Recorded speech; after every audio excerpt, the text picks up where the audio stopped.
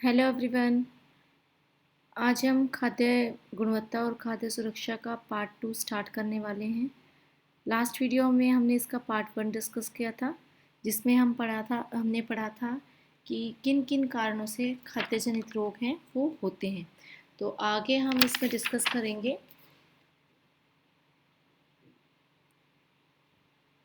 रोगों के रोगाणु किस प्रकार से उत्पन्न होते हैं या किस प्रकार से एक जगह से दूसरी जगह ट्रांसफ़र होते हैं। जनित रोगों के रोगाणुओं के उत्पन्न होने के कारकों के बारे में हम पढ़ेंगे। सबसे पहला जो हमारा कारक है मानव परपोषी यानी कि ह्यूमन होस्ट। ये ह्यूमन बॉडी पर चिपक कर ट्रांसफ़र हो सकते हैं, जैसे हाथों के द्वारा, बाल के द्वारा, स्किन के द्वारा ट्रांसफ़र हो सकते हैं एक व्यक्ति से दूसरे व्यक्ति पर, या एक व्यक्ति से किसी के भोजन पर। अगर खाना पकाने वाला, जैसे मैंने लास्ट वीडियो में आपको बताया था, अगर खाना पकाने वाला, खाना परोसने वाला व्यक्ति इन्फेक्टेड है तो ईजिली ये बैक्टीरिया ट्रांसफ़र हो सकते हैं आपके खाने में। उसके बाद दूसरा हमारा आता है एनिमल होस्ट, जंतु परपोषी, यानी कि जंतुओं की बॉडी से या जंतुओं के द्वारा भी हमारे खाने में ट्रांसफ़र हो सकते हैं।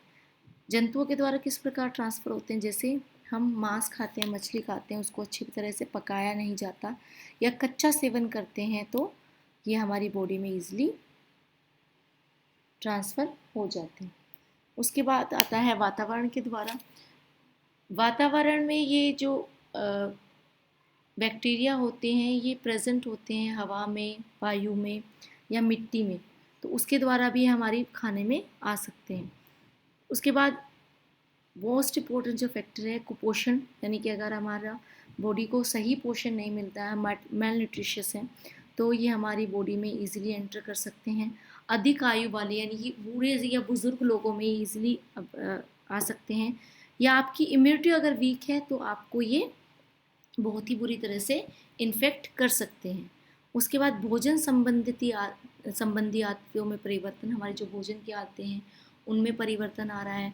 हम तुरंत बनाया हुआ खाना नहीं खाते हैं, हम फ्रिज में स्टोर किया हुआ, रेफ्रिजरेटर में स्टोर किया हुआ या खाना, या फिर 3 या 4 घंटे या कुछ घंटे पहले बनाया हुआ खाना, या बाहर रेस्टोरेंट से, होटल से मंगा कर खाना, इन आदतों के कारण हमें खाद्य जनित रोग हो जाते हैं।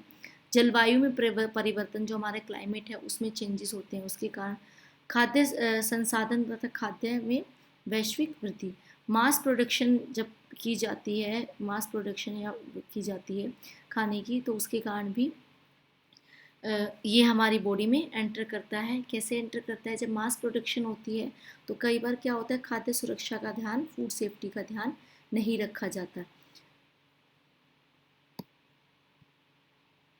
उसके बाद हम पढ़ेंगे खाद्य संदूषण के बारे में, फूड कंटेमिनेशन के बारे में।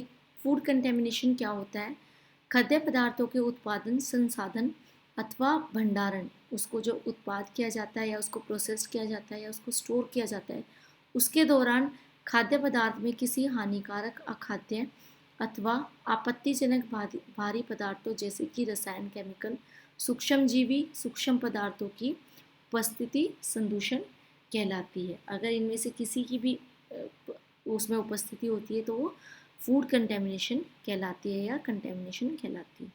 उसके बाद हम पढ़ेंगे अपमिश्रण के बारे में, खाद्य अपमिश्रण के बारे में, फूड अडल्ट्रेशन। ये बहुत ही क्लियर है कि उसमें कुछ ऐसी चीज़ें मिलाई जाती हैं जो कि मिलाना अलाउड नहीं है।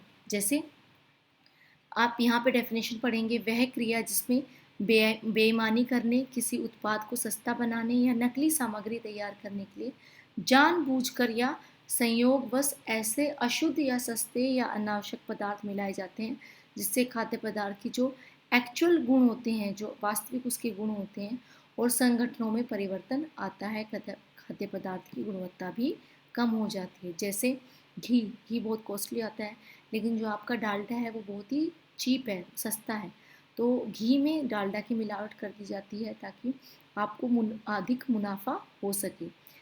और पहले भी मैंने आपको अपने लास्ट वीडियो में बताया था, लाल मिर्च पाउडर में ईंट का बुरादा मिला दिया जाता है। इस तरह से बहुत सारे फूड अडल्ट्रेशन की जाती है। अब हम पढ़ेंगे खाद्य आप मिश्रण के कुछ उदाहरण हम पढ़ लेते हैं। यहाँ पे एग्जांपल्स मैं आपको बताती हूँ। जैसे अभी मैंने आपको बताया लाल मिर्च का पाउडर, जो आपका रेड चिली पाउडर है, इसमें ईंट का चूरा मिला दिया जाता है या पाउडर मिला दिया जाता है, या कई बार इसमें टेल्कम पाउडर भी मिला दिया जाता है। घी या मक्खन में वनस्पति घी, जो मैंने अभी आपको बताया, वेजिटेबल ऑयल, जो कि बहुत ही सस्ता आता है एक्चुअल घी के या बटर के मुकाबले, उसमें मसले हुए आलू मिला दिए जाते हैं ताकि उसका वेट बढ़ाया जा सके। शकरकंदी मिलाई जाती है उसका वेट बढ़ाने के लिए, स्वीट पोटैटो मिला दिया जाता है। शहद में गुड़ मिला दिया जाता है, चीनी की चाशनी मिला दी जाती है, क्योंकि एक्चुअल शहद जो होता है, जो रियल हनी होता है, वो बहुत ही कॉस्टली होता है और बहुत ही आसानी से उपलब्ध नहीं होता है। इसलिए लोग क्या करते हैं, पैसा कमाने के चक्कर में गुड़ या चीनी की चाशनी मिला देते हैं हनी। मिठाइयों में पीला रंग मिलाया जाता है, जैसे उस ज़्यादा उसको पीला दिखाया जा सके, इस कारण से चेंजेस कर दिए जाते हैं। लाल काली मिर्च में भी मिलावट की जाती है। उसके बाद हम पढ़ेंगे खाद्य गुणवत्ता के बारे में, फूड क्वालिटी। फूड क्वालिटी का अर्थ है उन गुणों से है जो उपभोक्ता की दृष्टि से सुरक्षित और स्वीकार्य है, जो आपके कंज्यूमर है वो उसको एक्सेप्ट करे और उनके लिए वो अच्छी क्वालिटी का हो, उससे आप फूड क्वालिटी नाप सकते हो। उसके बाद हम पढ़ेंगे खाद्य गुणवत्ता किसी खाद्य पदार्थ की पोषक विशेषताओं, जो उसकी पोषक विशेषताएं हैं, उसके गुणों यानी कि उसके रंग, उसकी बनावट, उसके आकार, उसके रूप या उसके टेस्ट, उसके स्वाद, सुरुचि या गंध, उसकी जो स्मेल है उसमें चेंजेस अगर उस सही तरह से किया जाए, सही लेबल दिया गया हो जो भी प्रोडक्ट आप खरीद रहे हो, सही पैकिंग इत्यादि की गई हो उसकी, इससे भी आप फूड क्वालिटी को असेस कर सकते हो। जब आप बाज़ार में कोई भी सामान खरीदने जाते हो, जैम खरीदने जाते हो या केचप खरीदने जाते हो, तो आप क्या चेक करते हो, उसके लेबल को चेक करते हैं, उसमें किस प्रकार की जानकारी दी गई, पूर्ण रूप से जानकारी दी गई है या नहीं दी गई, उसकी पैकिंग सही तरह से की गई है या नहीं गई है, कहीं खाद्य पदार्थ खुला हुआ तो नहीं है, पुराना तो नहीं है, आप ये सब कुछ चेक करते हो, उसकी फूड क्वालिटी आप चेक करते हो। उसके बाद हम पढ़ेंगे खाद्य गुणवत्ता को सुनिश्चित करने के लिए हमें किन किन पॉइंट्स को ध्यान में रखना चाहिए। जैसे कच्चा माल, जो आपका रॉ मटेरियल है, और जो पानी यूज़ किया जा रहा है खाद्य पदार्थ बनाने के लिए, वो अच्छी क्वालिटी का हो, गंदा पानी ना यूज़ किया जाए। उसके बाद जो परिसर है जहाँ पर खाद्य पदार्थ बनाया जा रहा है वो साफ़ सुथरा हो, कर्मचारी वहाँ के साफ़ सुथरे हो, जो इंस्ट्रूमेंट्स यूज़ किए जा रहे हैं या खाद्य निर्माण और भंडारण का जो क्षेत्र है वो भी साफ़ सुथरा हो। उसके बाद उपयुक्त ताप यानी कि स्टोरेज का जो तापमान है वो अप्रोप्रिएट हो उस खाद्य पदार्थ को स्टोर करने के लिए, ताकि वो खाद्य पदार्थ वहाँ पर खराब ना हो। खाद्य स्वच्छता का वहाँ पर ध्यान रखा गया, फूड हाइजीन के जो रूल्स हैं उनको फॉलो किया गया, ग्लव्स पहन के खाना बनाया जाए, हेड कवर करके खाना बनाया जाए, इस प्रकार की छोटी छोटी जो बातें हैं वो ध्यान में रखना बहुत ज़रूरी है। सेवा के बेहतर तरीके यानी कि सर्विस जो प्रोवाइड कराई जा रही है आपको, वो बहुत ही अच्छे तरीके से प्रोवाइड कराई जा रही है, आपको अच्छी सर्विस वो प्रोवाइड करा सके। परिसर में कर्मचारियों एवं उपकरणों की सुरक्षा के बेहतर प्रबंध, आपको ये भी देखना है कि जिस जगह पर आपका खाना तैयार हो रहा है वहाँ पर जो कर्मचारी हैं या जो आपके इंस्ट्रूमेंट या इक्विपमेंट्स जो यूज़ करने वाले हैं उनको सही तरह से सुरक्षित रूप से अरेंज किया गया है। खाद्य सुरक्षा एवं गुणवत्ता संबंधी सभी नियमों का पालन करने हेतु सुदृढ़ तंत्र यानी कि जो आपकी फूड सेफ्टी एंड क्वालिटी के जो कुछ रूल्स हैं उनको अच्छी तरह से पालन किया गया है, उनको इफ़ेक्टिव वे से अडॉप्ट किया गया है जिस भी संगठन में खाना बन रहा है। अंतर्राष्ट्रीय तथा राष्ट्रीय नियमों का कड़ाई से पालन किया गया यानी कि फूड एडल्ट्रेशन ना की गई हो या कुछ ऐसा मिलावटी खाद्य पदार्थ ना मिलाया जाए खाने में जो कि आपकी बॉडी के लिए हानिकारक हो सकता है। आगे हम पढ़ेंगे फूड स्टैंडर्ड्स के बारे में, खाद्य मानक के बारे में। खाद्य मानक क्या होते हैं?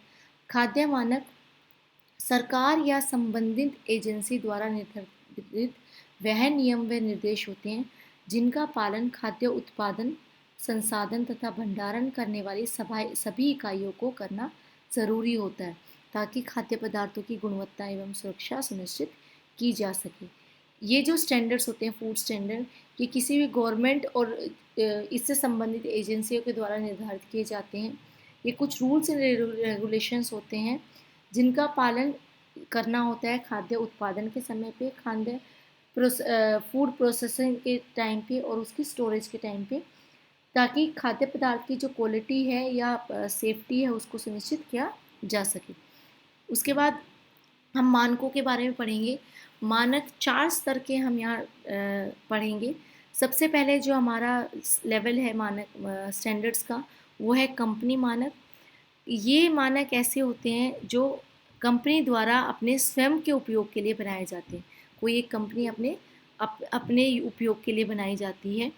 यह राष्ट्रीय मानकों की नकल ही होती है। जो आपके स्टैंडर्ड जो आपके हैं नेशनल स्टैंडर्ड्स जो हैं उनकी ही एक नकल होती है, जैसे ISI। उसके बाद आते हैं रीजनल स्टैंडर्ड्स या क्षेत्रीय मानक आप जिसको कहते हैं, जो किसी विशेष क्षेत्र की भौगोलिक तथा जलवायु संबंधित परिस्थितियों को ध्यान में रखकर बनाए जाते हैं। ये किस प्रकार के मानक होते हैं जहाँ ये किसी विशेष क्षेत्र के लिए बनाए जाते हैं। उसके बाद हम पढ़ेंगे राष्ट्रीय मानकों के बारे में, नेशनल स्टैंडर्ड्स। यह मानक जो राष्ट्रीय मानक संगठन द्वारा निर्धारित किए जाते हैं, राष्ट्रीय मानक कहलाते हैं। जो आपका राष्ट्रीय मानक संगठन है उसके द्वारा निर्धारित किए जाते हैं। नेशनल स्टैंडर्ड्स ऑर्गेनाइजेशन के द्वारा ये निर्धारित किए जाते हैं।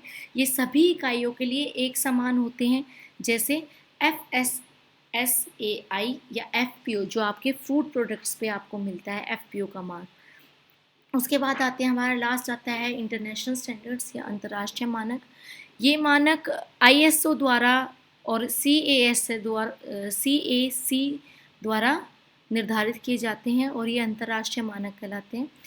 ये जो संगठन है ये सभी सदस्य देशों के लिए उत्पादकों के इन मानकों का पालन करना आवश्यक है। जैसे मैंने अभी आपको बताया था, वर्ल्ड ट्रेड ऑर्गेनाइजेशन के जो समझौता उस पर भारत ने सिग्नेचर किया है, तो वो जो वर्ल्ड ट्रेड ऑर्गेनाइजेशन के जितने भी रूल एंड रेगुलेशन है भारत मानता है। इस तरह इंटरनेशनल स्टैंडर्ड्स में जितने भी कंट्रीज़ आते हैं उनको वो स्टैंडर्ड्स मानने ही पड़ते हैं। जैसे इसका एग्जांपल एक है ISO 9001, ये आपने बहुत जगह पढ़ा भी होगा। अब भारत में जो खाद्य मानक नियमन है या फूड स्टैंडर्ड रेगुलेशन है वो किस किस प्रकार से उभर कर सामने आए। सबसे पहले भारत में खाद्य अपमिश्रण फूड अडल्ट्रेशन को रोकने के लिए भारत सरकार ने 1954 में खाद्य अपमिश्रण अधिनियम लाया था, जिससे फूड अडल्ट्रेशन को रोकने में बहुत ही मदद मिली थी। उसके अलावा फल और सब्जी उत्पाद आदेश fruit and vegetable product order, जिसको आप FPO के नाम से भी जानते हैं, यह किस लिए लाया गया था? यह फल और सब्जी उत्पादों की गुणवत्ता सुनिश्चित करने के लिए लाया गया था। जिस फूड प्रोडक्ट्स जितने भी होते हैं, आपके जेली हैं, जैम है या वेजिटेबल पिकल्स हैं, इनके स्टैंडर्ड्स को ये डिफाइन करता है। उसके बाद आता है मांस खाद्य उत्पादन आदेश, मीट फूड प्रोडक्ट्स ऑर्डर। यह इस आदेश के अंतर्गत सभी प्रकार के मांस संबंधी उत्पादों के संसाधन को लाइसेंस दिया जाता है कि अगर खाद्य पदार्थ कंज्यूम करने के लिए सही है तो उसको लाइसेंस दिया जाता है, जो भी कंपनी उसको बना रही है। अगर खाद्य पदार्थ कंज्यूम करने के लिए ठीक नहीं है, जो आपका मांस मछली जो भी आपको सप्लाई किया जाता है, उनका लाइसेंस कैंसिल कर दिया जाता है। उसके बाद आता है वनस्पति तेल उत्पाद आदेश, वेजिटेबल ऑयल प्रोडक्ट्स ऑर्डर। इस आदेश के अंतर्गत सभी प्रकार के वनस्पति तेल जितने भी आपके वेजिटेबल्स ऑयल्स हैं, मार्जिन तथा चर्बी के लिए विनिर्देश निर्धारित किए गए हैं। जितने भी रूल एंड रेगुलेशन इसके लिए बनाए गए हैं। अब FPO की जो कुछ वस्तुएं हैं उसके बारे में मैंने आपको बताया था, जेली है, अचार है, मरमेड है, चटनी है, सॉस है, ये सब क्या है? FPO के द्वारा FPO स्टैंडर्ड के द्वारा आप पहचान सकते हो कि ये कंज्यूम करने के लिए सही है या नहीं है। इसके एग्जाम्पल आप ज़रूर याद करना, क्योंकि आपको MCQ में पूछे जा सकते हैं। तो ये वीडियो मैं यहीं पर समाप्त करूँगी। नेक्स्ट वीडियो में हम इसका बचा हुआ जो पार्ट है वो डिस्कस करेंगे। Thank you and have a nice day.